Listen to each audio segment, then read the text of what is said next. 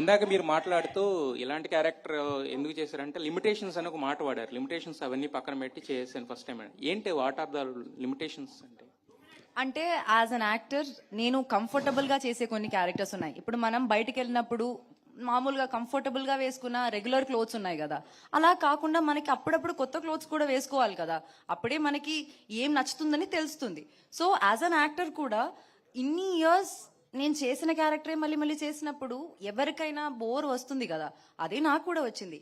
But more than that, ఈ lily అన్న character are ఈ సినిమా డీజే టిల్లు స్క్వేర్ అని ఈ సినిమాలో నాకు వచ్చిన క్యారెక్టర్ ని వదులుకోవడం అన్నది నాకు తెలిసి that would have been the biggest stupidity that I have done. ఒక్క కమర్షియల్ సినిమాలో కూడా అమ్మాయికి ఇంత మంచి క్యారెక్టర్ దొరకదు అని నేను చెప్తాను మీకు, నేను రాసిస్తాను మీకు.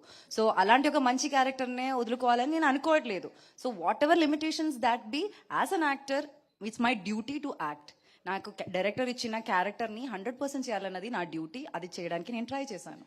అయితే లిమిటేషన్స్ అని ఇందాక మీరు వాడిన ఆ పదంలో యాక్చువల్గా అంటే ఇంతకు ముందు మీరు చేసిన గర్ల్ నెక్స్ట్ డోర్ క్యారెక్టర్స్ అయినా, లేదంటే మీ ఫ్యామిలీ పరంగా కానీ, లేదా వేరే వేరే ఏమన్నా ఉంటాయా దాంట్లో?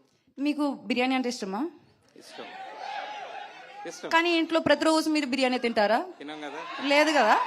అట్లాగే నేను కూడా ప్రతిరోజు బిర్యానీ తినాలని కోరుకోవట్లేదు. నాకు డిఫరెంట్ పులావ్ కావాలి, పులిహోర కావాలి, అన్ని కావాలి, అంతే. సార్ అస్సలు బిగినర్స్ మిస్టేక్స్ చేయట్లేదు సార్. ఆవిడ చాలా పగడబందిగా ప్లాన్ చేసుకుని వచ్చింది. అసలు నేనన్నా చేస్తానేమో బిగినర్స్ మిస్టేక్, కానీ ఇప్పుడు బనీను డ్రైవర్ రెండు లాగెట్టుంది. అండ్ సిద్ధు, యాక్చువల్గా జనరల్ గా ఏదన్నా సెకండ్ సినిమా వస్తున్నప్పుడు పక్కన డాష్ పెట్టి 2 రాస్తారు కదా, మీరు ఏకంగా పైనకి లేపారు స్క్వేర్ అని.